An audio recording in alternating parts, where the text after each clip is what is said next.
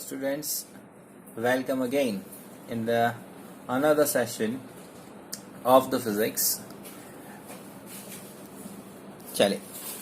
In the last session we have understood the three fundamental forces of the nature, that is so called the gravitational force, second the strong nuclear force, and third one is weak nuclear force.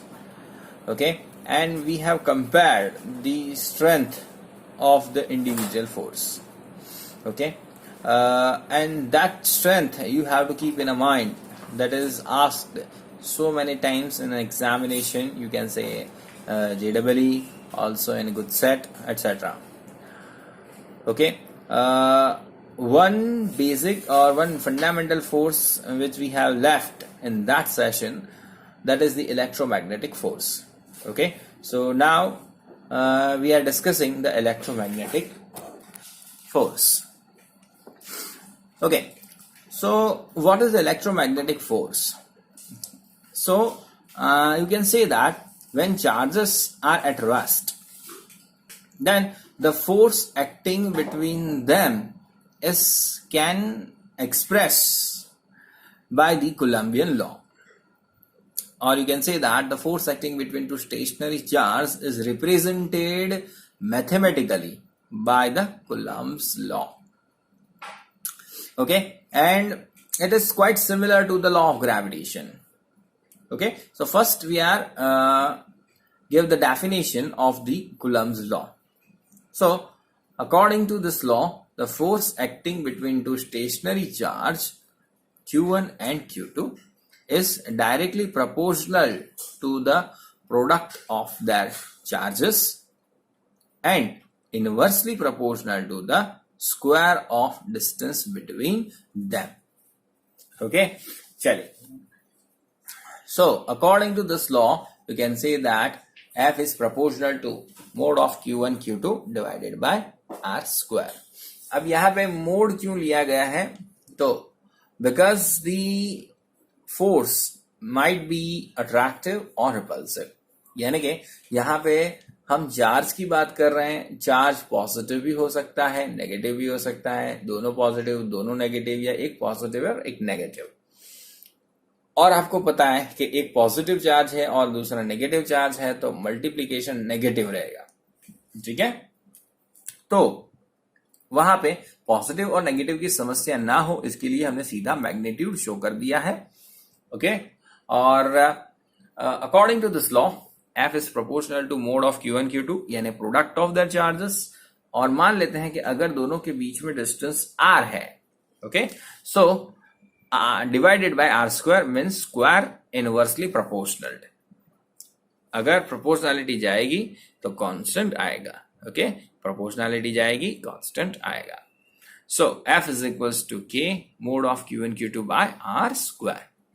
What is K now? So similar or same way we can say that the K is Coulombian constant or Coulomb's constant. Its value is 9 into 10 raised to 9. Unit of the Coulomb's constant is Newton into meter square divided by Coulomb square. Okay, तो charge को हम Coulomb quantity है, okay, physical unit है Coulomb, okay, जिसमें major किया जाता है. तो ये चीजें आपको ध्यान रखनी है. आगे बढ़ते हैं. तो बिटवीन टू लाइक चार्जेस, यानी कि अगर दोनों चार्ज पॉजिटिव है या फिर दोनों नेगेटिव है, यानी कि दोनों समान है, that is called like charges. Okay, उनके बीच में हमेशा कैसा फोर्स लगेगा? रिपल्सिव फोर्स लगेगा. So between two like charges, which kind of the forces act? So you have to say repulsive. Okay, and between unlike charge, यानी कि एक positive और एक negative, okay, that is called unlike charge. And unlike charges के बीच में हमेशा attractive force लगता है. ओके, यानी कि एक प्रोटॉन और इलेक्ट्रॉन या एक नेगेटिव चार्ज एक पॉजिटिव चार्ज के बीच में क्या फोर्स लगेगा? अट्रैक्टिव फोर्स लगेगा. ओके, चलिए अब आगे बढ़ते हैं. When charges are in motion, यानी कि चार्जेस अगर मूव करते हैं, when charges are in motion, it produces the magnetic field or magnetic effect. चलिए इसके बारे में थोड़ा डिटेल बताता हूं कि हर एक लाइव वायर यानी कोई एक ऐसा कंडक्टिंग वायर जिसमें से बिजली जा रही है, उसके आसपास 100% मैग्नेटिक फील्ड क्रिएट होता है and by itself will act as a magnet. यानी कि किसी भी लाइव वायर के आसपास आप मैग्नेटोमीटर ले जाओगे तो आपको फ्लक्चुएशन या रीडिंग दिखाएगा, क्योंकि हर एक लाइव वायर यानी कि जिसमें से करंट जा रहा है उसके आसपास उसका खुद का मैग्नेटिक फील्ड होता है, और अगर किसी के पास मैग्नेटिक फील्ड है तो वो एज अ मैग्नेट बिहेव करता है, ऐसा कहा जा सकता है। ठीक है, सो मूविंग चार्ज यानी कि अगर चार्ज मूव करते हैं तो वो क्या प्रोड्यूस करता है, मैग्नेटिक इफेक्ट और मैग्नेटिक फील्ड। चलिए उसके एग्जाम्पल देता हूं मैं आपको। अर्थ मूव करती है, रोटेशनल मूव करती है, ठीक है, और अर्थ के डीपर साइड यानी कि अगर हम अर्थ के सरफेस से नीचे चले जाएंगे तो कोर में आए क्या मिलेगा, आपको पता है सबको क्या मिलेगा, यू कैन से मैग्मा और लावा। ठीक है, व्हाट इज इट, यानी कि मैग्मा या लावा क्या है, दैट इज आयोनाइज्ड फॉर्म और liquid ionised form of a matter, यानी कि fourth state of a matter plasma कहा जाता है। ठीक है, यानी कि जनरली सॉलिड, लिक्विड और गैस ये 3 स्टेट्स हैं मैटर के। अगर हम सॉलिड यानी कि जो भी हमारे पास मैटर है सॉलिड स्टेट में, उसका टेम्परेचर बहुत ज्यादा बढ़ा देते हैं तो धीरे धीरे वो मेल्ट होकर लिक्विड बनता है, वेपर बनती है, बट हम और तेज करते हैं टेम्परेचर तो एक पर्टिकुलर टेम्परेचर पे वो प्लाज्मा स्टेट अचीव कर लेता है। Okay, so what is the fourth state of matter, that is so called plasma. और धीरे धीरे हम टेम्परेचर रिड्यूस करते जाएंगे तो टेम्परेचर रिड्यूस करने पर खास तौर पे लिक्विड का या गैसेस फॉर्म का, ओके, टेम्परेचर रिड्यूस करने पर वो एक कंडेंस मैटर के फॉर्म में बन जाती है और एक पर्टिकुलर लो टेम्परेचर पर उसका एक नया स्टेट अचीव होता है, that is called BE state. Okay, B tends to Bose और E tends to Einstein. Okay, यानी कि बीई, बोज और आइंस्टाइन ने कंबाइंड थियरी दी थी, so that is why it is called BE state of matter. ठीक है, तो ये बहुत ही लोअर टेम्परेचर पे अचीव किया जाता है। So there are 5 states of the matter which is are known। और भी बहुत सारे हैं बट उसकी कैरेक्टरिस्टिक्स और उसके बारे में हम यहाँ पे डिस्कस नहीं कर रहे हैं। We are talking about the how the magnetic field is created around the earth. तो अर्थ के अंदर जो प्लाज्मा फॉर्म में एक लिक्विड है जिसे मैग्मा या लावा कहा जाता है, उसके अंदर ढेर सारे आयॉन्स और इलेक्ट्रॉन्स है और प्लाज्मा को आयोनाइज गैस भी कहा जाता है। ठीक है, तो ये जो लावा है इसके अंदर ढेर सारे आयॉन्स हैं और इलेक्ट्रॉन्स भी है और वो अर्थ के साथ साथ मूव कर रहे हैं। ओके, और जैसा मैंने कहा कि अगर चार्जेस मूव करेंगे तो वो क्या क्रिएट करेंगे, मैग्नेटिक फील्ड। तो दैट इज द रीजन, यानी कि अर्थ की रोटेशन, पहला मोशन रोटेशनल मोशन और दूसरा उसका सन के आसपास सर्कुलर मोशन। ठीक है, तो ये दोनों मोशन की वजह से अर्थ को अपने खुद का मैग्नेटिक फील्ड मिलता है। Okay, so whenever the charges are moving you can say around the region of it the magnetic field created, and if magnetic field created then the charges which are moving in a magnetic field also experience the force. So magnetic field gives the rise to force on moving charges. यानी कि charge move कर रहे हैं तो magnetic field create करेंगे और magnetic field के अंदर जब चार्ज मूव करेंगे तो उसको भी फिर से फोर्स लगेगा। ओके, इसके बारे में हम डिटेल स्टडी करेंगे in chapter number 5th in 12th standard. But यहाँ पे आपको क्या जानना जरूरी है, तो when the charges are moving then it creates dash magnetic field. Okay, is it true in a magnetic field the charge experience the force? Answer is yes. If charge is moving in a magnetic field it experience the force? Answer is yes. Okay, chaliye. Now the range of this electromagnetic force is, you can say, quite similar to the gravitational force, infinite. Gravitational force की भी range infinite तक है, और long range के force में दूसरा electromagnetic force भी आता है, बट इनफाइनाइट लगभग इसे नहीं कहा जाता है। ग्रेविटेशनल फोर्स को की रेंज को इनफाइनाइट कहा जाता है, बट दोनों की almost same. Long range force को हम, यानी कि इनफाइनाइट रेंज के फोर्स हम कहते हैं इलेक्ट्रोमैग्नेटिक फोर्स को और ग्रेविटेशनल फोर्स को। ओके, और दोनों में खासियत ये है कि both forces do not require any medium to propagate, यानी जनरल फोर्सेस जो होते हैं वो कोई ना कोई मीडियम या कोई ना कोई माध्यम में लगते हैं, बट यहाँ पे इलेक्ट्रोमैग्नेटिक फोर्स और ग्रेविटेशनल फोर्स वैक्यूम में भी, यानी स्पेस में भी लगते हैं, एग्जिस्ट करते हैं। Okay, so that is the some idea about the electromagnetic force, right? अब आगे बढ़ते हैं और हमारा नेक्स्ट टॉपिक देखते हैं, यूनिफिकेशन ऑफ द फोर्स। ठीक है, चलिए इसे हटा देते हैं।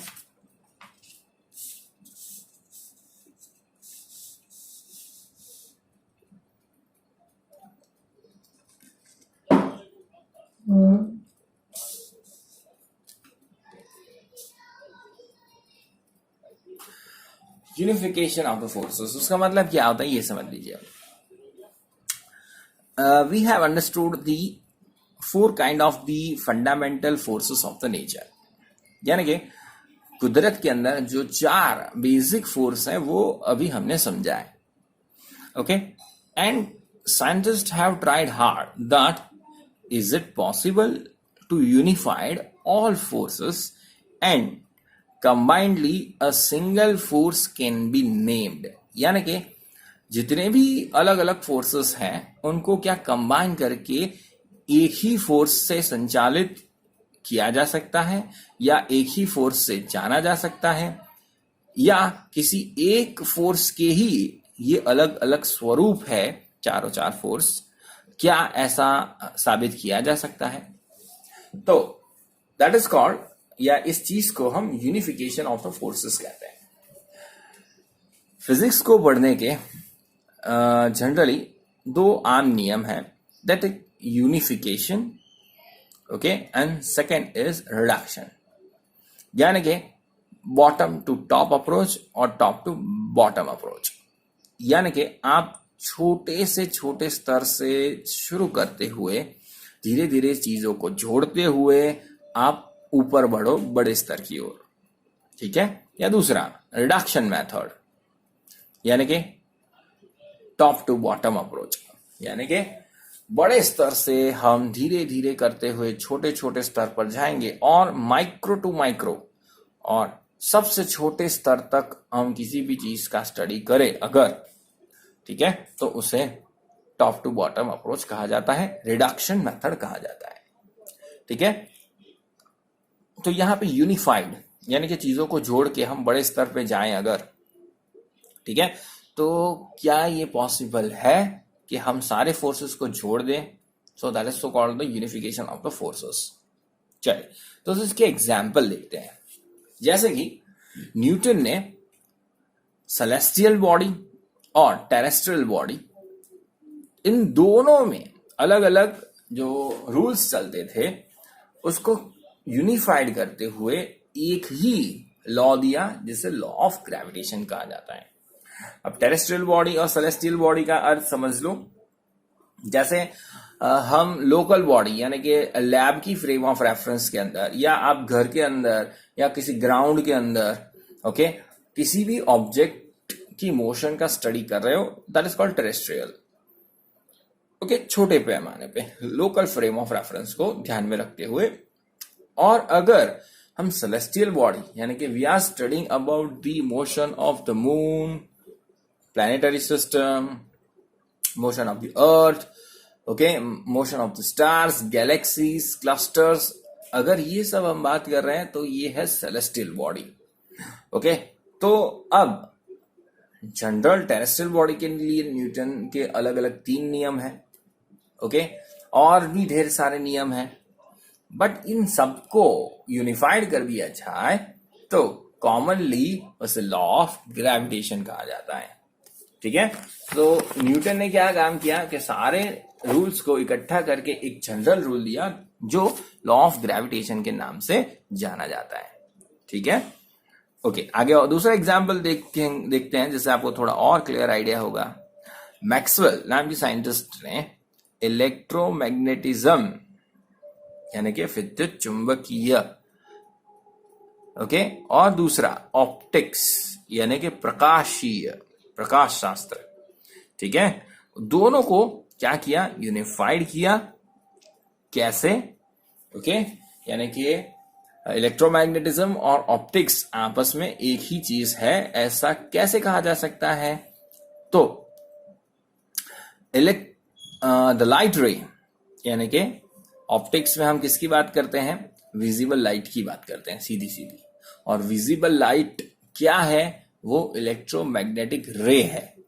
ठीक है, तो अगर मैं ऐसा कहता हूं कि इलेक्ट्रोमैग्नेटिक रे है लाइट, तो यहां से प्रूव हो जाता है कि ऑप्टिक्स यानी कि लाइट और इलेक्ट्रोमैग्नेटिज्म दोनों आपस में जुड़े हुए हैं। Right, so electromagnetism and optics with the discovery that light is an electromagnetic wave has been proved.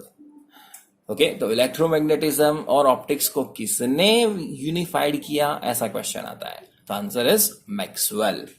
ठीक है, तो क्या आंसर आएगा, मैक्सवेल ने किस को यूनिफाइड कर दिया? तो आंसर क्या आएगा आपका, इलेक्ट्रोमैग्नेटिज्म और ऑप्टिक्स को। ठीक है, चलिए आगे बढ़ते हैं। Einstein have attempt to unify the gravity and electromagnetism, यानी कि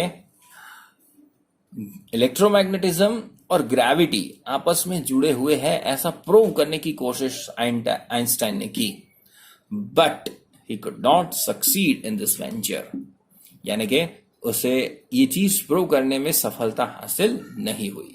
यानी कि वो कोई ऐसी हार्डकोर थ्योरम प्रस्तुत नहीं कर पाए, एक्सप्लेन नहीं कर पाए, जिससे हम ये कह सकते हैं कि इलेक्ट्रोमैग्नेटिज्म और ग्रेविटी भी एक दूसरे के साथ जुड़े हुए हैं। ठीक है, आगे और एक एग्जाम्पल लेते हैं। By the experiments, the name of the scientist is Oersted and Faraday. Okay, बहुत सारे एक्सपेरिमेंट्स उन्होंने अपने लाइफ स्पैन के अंदर किए हैं regarding to the electric and magnetism and to combine the both which is so called electromagnetism. Okay, they have unified the electric and magnetism and commonly called electromagnetism.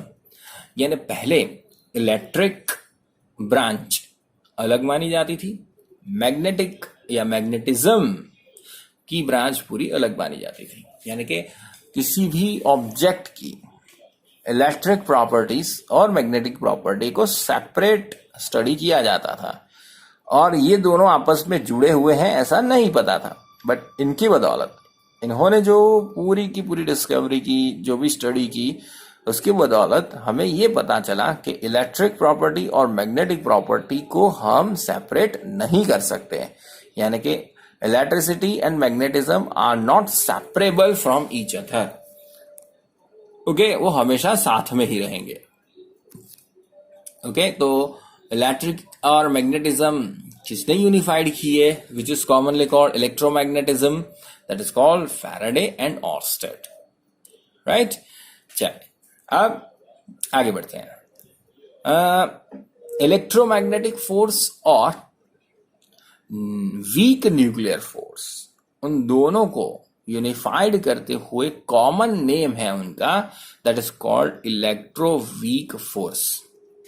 तो question ऐसे आता है कि electroweak force is combination of which kind of forces?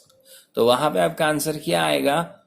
The electroweak forces is combination of electromagnetism, okay, यानी कि electromagnetic force, और दूसरा week nuclear force. दोनों को कंबाइन करके हम क्या कह सकते हैं?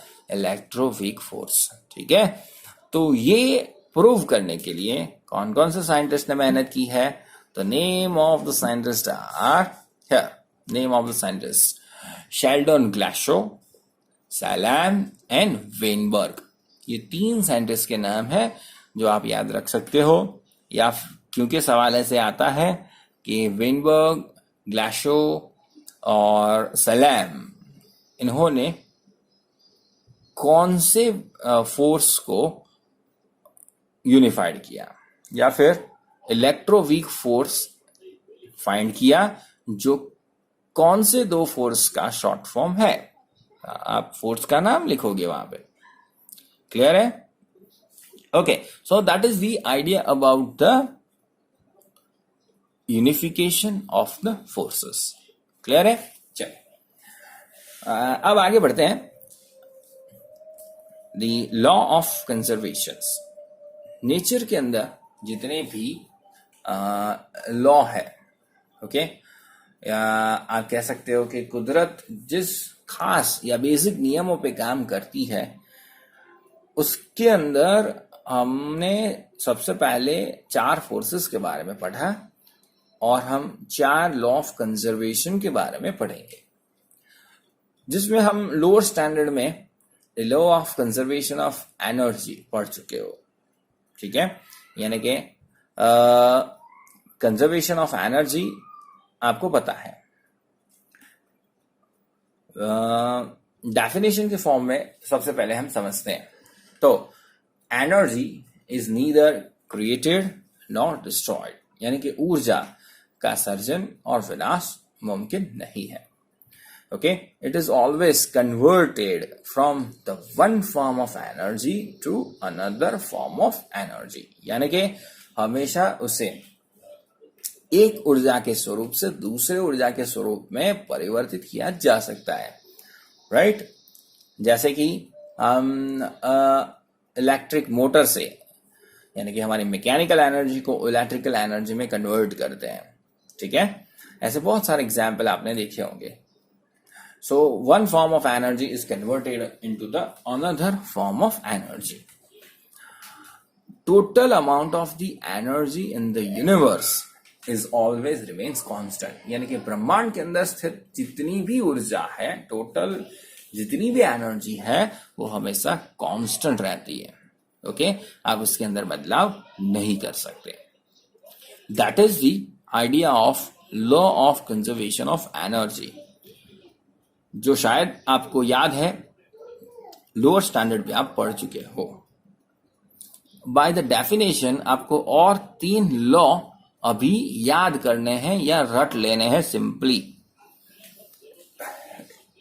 तो आज के सेशन में और एक ही लॉ ऑफ कंजर्वेशन में लूंगा, बाकी के 2 law of conservation next video lecture में आएंगे, और इसके बारे में थोड़ी बहुत एक्स्ट्रा इंफॉर्मेशन इस चैप्टर के रिगार्डिंग हम यहाँ पे इंक्लूड करेंगे। ओके, और फिर हम चैप्टर नंबर 2 की ओर आगे बढ़ जाएंगे। This was the almost last session of the chapter number 1, यानी फर्स्ट चैप्टर ऑलमोस्ट यहाँ पे 90% खत्म हो चुका है। थोड़ा बहुत एक्स्ट्रा जो नॉलेज है वो मैं नेक्स्ट वीडियो लेक्चर में आपको दूंगा, और फिर हम चैप्टर नंबर 2 पे आगे बढ़ जाएंगे। क्लियर? अब लॉ ऑफ कंजर्वेशन का जो सेकेंड पॉइंट है वो है लीनियर मोमेंटम का कंजर्वेशन। तो बाय द डेफिनेशन आपको किस तरीके से याद रखना है, if external force acting on the system is 0, okay, external का EXT लगा हुआ है, फोर्स को F से इंडिकेट किया जाता है। सो F एक्सटर्नल, ये क्या लिखा है, F एक्सटर्नल, EXT है, क्या है, EXT, F external is equals to 0। ठीक है, तो लीनियर मोमेंटम जो है सिस्टम का वो कांस्टेंट रहेगा। इसके बारे में हम डिटेल स्टडी करेंगे चैप्टर नंबर 5 में। ओके, क्योंकि मोमेंटम क्या है वो भी आपको समझना होगा, एक्सटर्नल फोर्स की डिटेल स्टडी सब कुछ हमें करना है, जो हम धीरे धीरे चैप्टर नंबर 3, 4, 5 में करेंगे। ओके, बट कोई भी सिस्टम है, ओके, उस पर फोर्स नहीं लग रहा है, उसका मतलब क्या हुआ, फोर्स नहीं लग रहा है तो वो रेस्ट में है। ओके, और दूसरी चीज कि वो कांस्टेंट वेलोसिटी से मूव कर रही है, यानी कि मान लो कि आप 50 की स्पीड से जा रहे हो, बराबर, और 51 भी नहीं, 49 भी नहीं, कांस्टेंट लगातार एक ही स्पीड से जा रहे हो, तो भी आप पर फोर्स नहीं लग रहा है, F इज इक्वल टू 0 कहा जाएगा। ओके, दूसरी चीज आपको शायद गले से नीचे नहीं उतरेगी कि सर 50 की स्पीड से हम मूव की भी कर रहे हैं और फोर्स भी नहीं लग रहा है, वो कैसे मुमकिन है। ठीक है, तो उसके लिए आपको पहले न्यूटन के नियमों का अभ्यास करना होगा, फिर ये चीज आपको समझ में आएगी मैथमेटिकल स्वरूप के बाद। तो दो चीजें या दो कंडीशंस पॉसिबल है जिसके अंदर F एक्सटर्नल 0 कहा जाएगा, जिसमें अगर जैसे ये पेज यहाँ पे पड़ा है, इस पर कोई फोर्स नहीं लग रहा है, तो इस पर F एक्सटर्नल 0 है। ठीक है, और अगर ये पेज लगातार एक ही स्पीड से, यानी कि समय के साथ उसकी स्पीड ना बदले, मान लो 5 मीटर पर सेकंड की लगातार स्पीड से बढ़ रहा है, तो भी उस पर एक्सटर्नल फोर्स 0 कहा जाएगा। ठीक है, so in this fashion you can say that the linear momentum, यानी कि इस पेज का मोमेंटम जो है वो कांस्टेंट है, या it will always remains constant until the force acting on it is 0। अब मोमेंटम क्या होता है ये समझ लीजिए। मोमेंटम का फॉर्मूला है P is equal to M into V। M mass और V वेलोसिटी या स्पीड कह सकते हो आप। ठीक है, तो you can say that the product of the mass to its speed और velocity। स्पीड और वेलोसिटी में क्या अंतर है वो भी पढ़ेंगे हम चैप्टर नंबर 3 में, बट दोनों को V से ही इंडिकेट किया जाता है। और मान ले तो आपका मास 30 किलो, 40 किलो, 50 किलो है, और आप 5 मीटर प्रति सेकंड की रफ्तार से दौड़ रहे हो, तो आपका मास और आपकी वेलोसिटी का मल्टीप्लिकेशन करने पर जो आंसर आएगा वो आपका मोमेंटम बनेगा।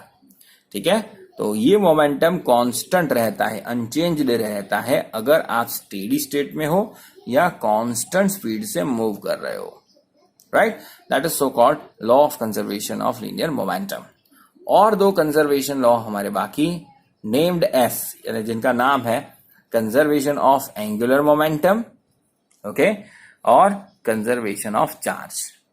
ठीक है, तो इसके बारे में नेक्स्ट वीडियो लेक्चर में डिस्कस करेंगे, और थोड़ी बहुत जो जानकारियां बाकी है उसके बारे में हल्का सा डिस्कस करते हुए चैप्टर नंबर 2 का हम फ्लैश ले लेंगे, क्या पढ़ना है, कैसे पढ़ना है, वो सब वहां पे इंफॉर्मेशन ले लेंगे। दूसरी इंपॉर्टेंट बात कर लेते हैं कि आपकी संडे को एग्जाम है, तो आज के वीडियो लेक्चर में हमने जितना पढ़ा वो सब, या अब तक हमने जितना भी पढ़ा हुआ है वो सब एग्जाम के अंदर किसी भी फॉर्म में आ सकता है। लाइक MCQ के फॉर्म में भी आ सकता है, डेफिनेशन के फॉर्म में भी आ सकता है, एक्सप्लेन इन ब्रीफ के फॉर्म में भी आ सकता है, राइट। आपको हर चीज की प्रिपरेशन रखनी है कि किस तरीके से पूछा जाए और उस तरीके से आंसर देना है। ओके, तो क्वेश्चन किसी भी तरीके से आ सकते हैं, नॉट नेसेसरी MCQ आएंगे, खाली डेफिनेशन आएंगी, खाली क्वेश्चंस आएंगे, कुछ भी आ सकता है, वो आपको ध्यान देकर लिखना है। ओके, 1 मार्क्स, 2 मार्क्स, 3 मार्क्स, ऐसे कुछ भी आ सकता है।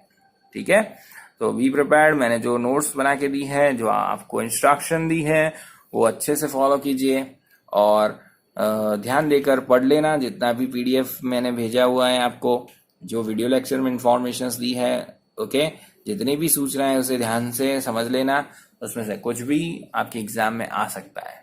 ओके, चलिए, तो आज का सेशन यहीं पर समाप्त करते हैं।